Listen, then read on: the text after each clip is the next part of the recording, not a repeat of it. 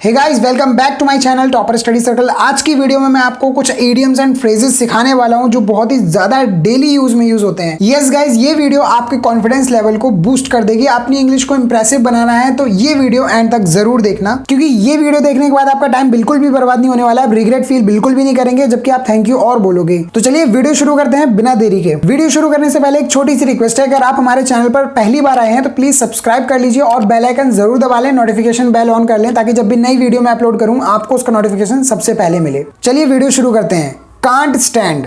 Can't stand इसका मतलब क्या होता है? यानी कांट टॉलरेट, यानी बर्दाश्त नहीं कर सकता। कोई भी चीज बर्दाश्त नहीं कर सकता, उसके लिए आप एक फ्रेज यूज करेंगे can't stand.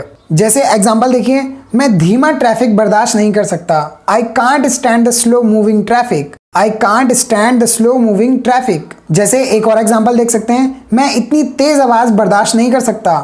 I can't stand such a loud noise. I can't stand such a loud noise. Next phrase है cover your back.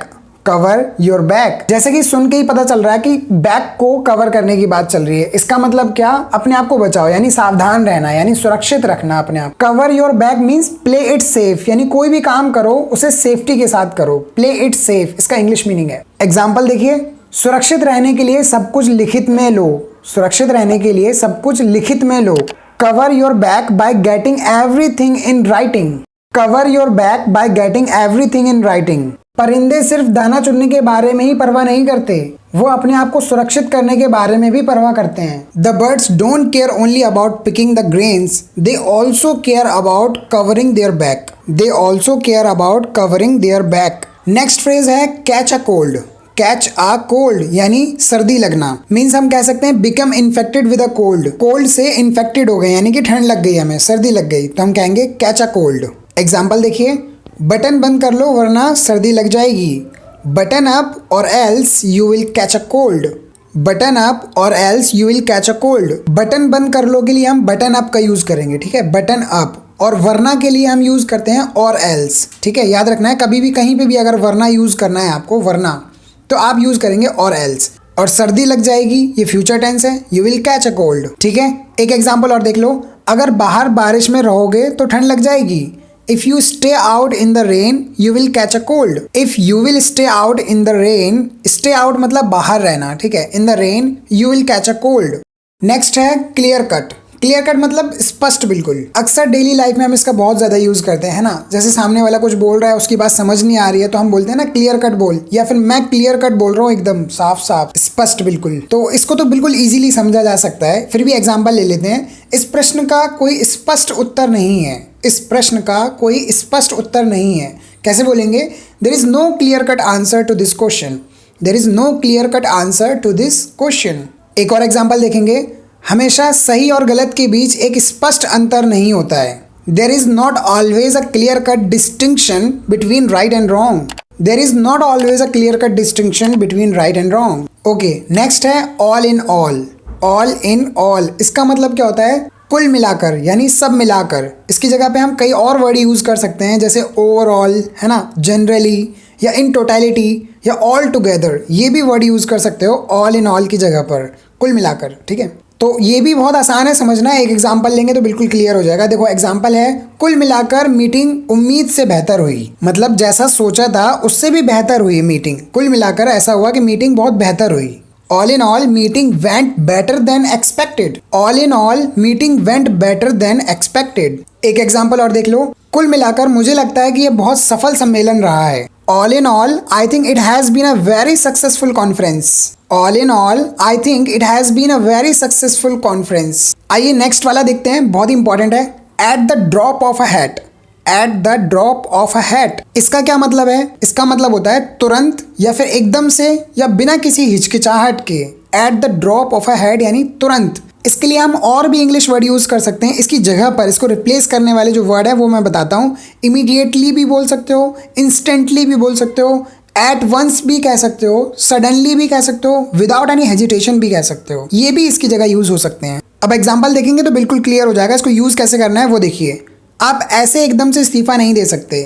You can't just resign at the drop of a hat. वैसे यार इसको बोलने में बहुत ज्यादा स्वाद आया, एक बार बोल के देखो, मजा आ जाएगा। At the drop of a hat, you can't resign at the drop of a hat. वाह, मजा आ गया। आप भी बोलते रहा करो, बोलोगे नहीं तो सीखोगे कैसे? देखो, speaking comes by speaking, speaking बोलने से ही आती है। अगर आप बोलोगे नहीं तो आप इंग्लिश सीख ही नहीं पाओगे। आपको इंग्लिश बोलना है ना, तो आपको बोलना पड़ेगा भाई, कोई भी आपकी मदद नहीं कर सकता, आपको खुद बोलना पड़ेगा। शुरुआत छोटे से करनी है, ठीक है? छोटे छोटे सेंटेंस बोलो, कोई बड़ा हुआ मत बनाओ इसको। इंग्लिश को सीखने के लिए बहुत छोटे छोटे सेंटेंस बोलना सीखो पहले। ऑलराइट, नेक्स्ट फ्रेज है बिग टाइम। बिग टाइम, इसका क्या मतलब? बिग टाइम इसका मतलब होता है बड़े स्तर पर, यानी बहुत ज्यादा बड़ा। इसको एक और सेंस में यूज कर सकते हैं, बुरी तरह। बुरी तरह के सेंस में भी हम बिग टाइम का यूज करते हैं। जैसे कहते नहीं है, वो बहुत बुरी तरीके से हारा यार, इंडिया बहुत बुरी तरीके से हारी, तो इसी तरीके से इसको यूज करके बोल सकते हैं India lost big time. India lost big time, India बहुत बुरी तरीके से हारा। एक एग्जाम्पल और ले लेते ताकि और अच्छे से क्लियर हो जाए। उसने आखिरकार अपने सपनों को पूरा किया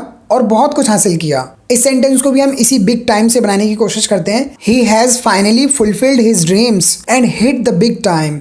He has finally fulfilled his dreams and hit the big time. Guys, video अगर आप एंजॉय कर रहे हैं, आपको मजा आ रहा है वीडियो में, तो प्लीज लाइक और शेयर जरूर कर दीजिए। और चैनल पर अगर नए हैं तो सब्सक्राइब कर लीजिए ऐसी और वीडियोस फ्यूचर में देखने के लिए। ओके, नेक्स्ट इंटरेस्टिंग ईडियम है breaking the ice. Breaking the ice, इसका मतलब क्या होता है? इसका मतलब होता है पहल करना, यानी चुप्पी तोड़ना। जैसे दो लोग बैठे हैं, बात नहीं हो रही उनके बीच में, तो किसी एक को तो बोलना पड़ेगा ना, चुप्पी तो तोड़नी पड़ेगी। तो चुप्पी तोड़ने के लिए हम ब्रेकिंग द आइस का यूज करेंगे। अच्छा, ब्रेकिंग द आइस की जगह पर इसके दो सब्स्टिट्यूशन भी हैं, यूज कर सकते हो आप। मेक का स्टार्ट भी यूज कर सकते हो या फिर किक ऑफ भी यूज करके सेंटेंस बना सकते हो। आइए, ब्रेकिंग द आइस यानी जो मुहावरा है हमारा, ईडियम है ब्रेक द आइस, इसको एग्जाम्पल लेकर के समझते हैं। उससे बातचीत करने के लिए मुझे पहल करनी पड़ी। I had to break the ice to engage her in a conversation. I had to break the ice to engage her in a conversation. एक एग्जाम्पल और, एक साथ खाना खाने से पार्टी शुरू करने में मदद मिलेगी। Eating together will help to break the ice at the party. Eating together will help to break the ice at the party. Okay, next है day in day out. Day in day out, इसका मतलब क्या?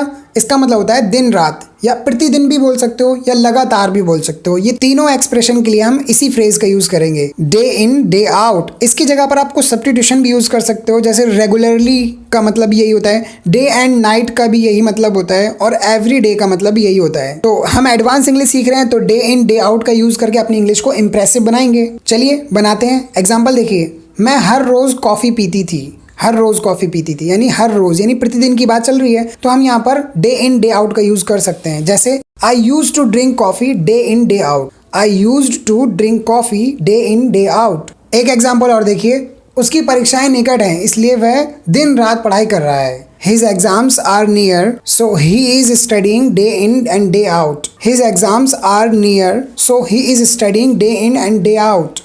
Next वाला देखिए, dirt cheap. Dirt cheap, इसका मतलब होता है बहुत सस्ता, यानी कौड़ियों के भाव। इसको भी हम डेली लाइफ में यूज कर सकते हैं। बहुत ही सस्ते के लिए हम डर्ट चीप यूज कर सकते हैं, यानी कौड़ियों के भाव के सेंस में हम डर्ट चीप का यूज करेंगे। एग्जाम्पल देखिए, मुझे ये जूते बहुत सस्ते मिल गए।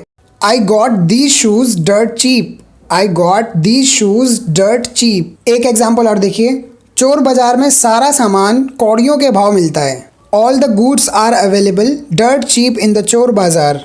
All the goods are available dirt cheap in the chor bazaar. Dirt cheap की जगह पर आप पेनी प्राइस भी यूज कर सकते हैं। पेनी प्राइस, इसका मतलब भी होता है बहुत ही सस्ते में। जैसे all the goods are available at the penny price in the chor bazaar. ठीक है, आई होप आपको सारे इडियम्स एंड फ्रेजेस समझ में आए होंगे। गाइज, आप लोगों में से बहुत सारे लोगों का ये कमेंट आता है, सर हमें ये बताइए कि हम स्पोकन इंग्लिश को कैसे इंप्रूव कर सकते हैं। देखिए, स्पोकन इंग्लिश के लिए आपको कुछ नहीं करना, आपको बस प्रैक्टिस करनी है। और प्रैक्टिस किसकी करनी है? एडवांस इंग्लिश स्ट्रक्चर्स की करनी है। एडवांस इंग्लिश स्ट्रक्चर्स, ये आपको स्क्रीन पे दिख ही रहे होंगे, इतने सारे एडवांस स्ट्रक्चर्स हैं। प्लेलिस्ट का लिंक डिस्क्रिप्शन में है, आप वहां से जाकर के इन सभी को देखिए और अपनी डेली लाइफ में इनको बोलने की कोशिश कीजिए। और कॉन्टिन्यूसली आपको इनको प्रैक्टिस करते रहना है, रोज की रोज इनकी प्रैक्टिस करना है, ताकि आपकी जबान पर ये सारे स्ट्रक्चर्स जो है वो बैठ जाएं, बिल्कुल फ्लो की तरह बहें। गाइज, इस वीडियो में इतना ही। ये वीडियो कैसी लगी कमेंट में जरूर बताइए। ऐसी और वीडियोस पाने के लिए हमारे चैनल को सब्सक्राइब कर लीजिए और बेल आइकन नोटिफिकेशन जरूर ऑन करें, ताकि जब भी नई नई वीडियो अपलोड करूं आपको उसका नोटिफिकेशन सबसे पहले मिले। और हाँ, वीडियो पसंद आई तो लाइक शेयर जरूर कीजिए। Thank you so much for watching. Take care, bye bye.